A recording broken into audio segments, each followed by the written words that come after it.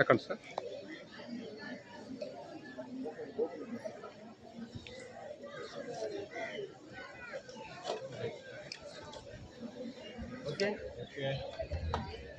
ఇప్పుడు మన గౌరవ మీరు ఆ విధంగా వాళ్ళు సాగుతారండి. ఈ మధ్యలో మీరు ఈతగా ఉన్నత స్థాయికి వస్తారు. మేము పడ్డ కష్టాలు మా బిడ్డలు పడకూడదు, మేము పడే ఇబ్బందులు మా బిడ్డలు పడకూడదు. ఏదో ఒక రోజు మా బిడ్డ ఊర్లో అందరూ తలెత్తుకునేదిగా మా ఫలానా కొడుకు ఈతనాన్ని చెప్పుకుంటే గర్వంగా తలెత్తుకుందామని ఆశలతో మీ తల్లిదండ్రులు మీకోసం కష్టపడుతున్నారు. మీకు సీట్ల కోసం ఎమ్మెల్యేగా నా గడపలు దొక్కుతున్నారు, అధికారులు ఇళ్ళ చుట్టూ తిరుగుతున్నారు. మా బిడ్డ భవిష్యత్తు కోసం ఆ సీట్ ఇప్పించండి. అంత కష్టపడి మీ తల్లిదండ్రులు మిమ్మల్ని పెంచుతున్నప్పుడు మీరందరూ కూడా అదే రకమైన కష్టంతో మీరు కష్టపడి చదవాలని సందర్భంగా మీకు అందరూ కూడా తెలియజేస్తున్నా. ఒకటి ఆలోచించండి, మీ తల్లిదండ్రులకు 2 బిడ్డలుంటే, క్లాస్ రూమ్లో 60 మంది విద్యార్థులుంటే, గురువు పాఠం చెప్తే ఒకరికి ఫస్ట్ క్లాస్ వస్తుంది, ఒకరికేమో 0 వస్తుంది. ఈ కారణం ఎవరిది? పాఠం చెప్పే గురువులో లేదు, పాఠం వినేటువంటి స్టూడెంట్లో ఉంది. కాబట్టి మీరు ఆ ఏకాగ్రతను పెంచుకోగలిగితే తప్పకుండా మీకు విజయం అనేది మీ కాళ్ళ దగ్గరే ఉంటుందని కూడా ఈ సందర్భంగా మీకు తెలియజేస్తున్నా. అందుకని మీరు అందరూ కూడా మంచి భవిష్యత్తుకు రావాలి, కావలి కీర్తి పతాకాలను ఎగరేయాలి.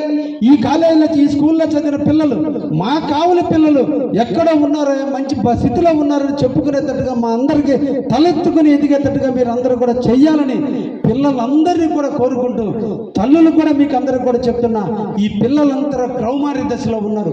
అంటే పరిపక్వత లేని దశ. ఈ వయసులో వాళ్ళకి ఏమీ తెలియదు. తెలిసిందల్లా ఆడుకోవాలి, పాడుకోవాలి, డ్యాన్సులు వేయాలి, ఏదో విధంగా ఆనందంగా గడపాలని ఉన్నటువంటి దశలో తల్లిదండ్రులు బెదిరించడాలు కాదు, హక్కును చేర్చుకోవాలి, ఓదార్చాలి, వాళ్ళకి నైతరంగా చెప్పాలి. అదేవిధంగా గురువులు కూడా చెప్పాల్సినటువంటి సందర్భం ఈ వయసులో అన్ని లక్షణాలు పరిపక్వత చెందే దశ.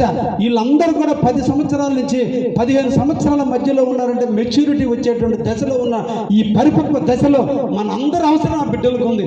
కాబట్టి మీరైనా, పాలకులుగా మేమైనా, గురువులైనా అందరూ కూడా వాళ్ళకి ధైర్యాన్ని ఇచ్చి, వాళ్ళకి ఓర్పును నేర్పి, జ్ఞానాన్ని నేర్పితే తప్పకుండా వాళ్ళు ఉన్నతమైన స్థాయికి ఎదగడానికి తల్లిదండ్రులుగా మీరు, గురువులుగా వాళ్ళు బాధ్యత తీసుకుంటారని కూడా ఈ సందర్భంగా తెలియజేస్తూ, మిమ్మల్ని అందరి తరఫున మీ తల్లులకి కూడా నేను హామీ ఇస్తున్నా.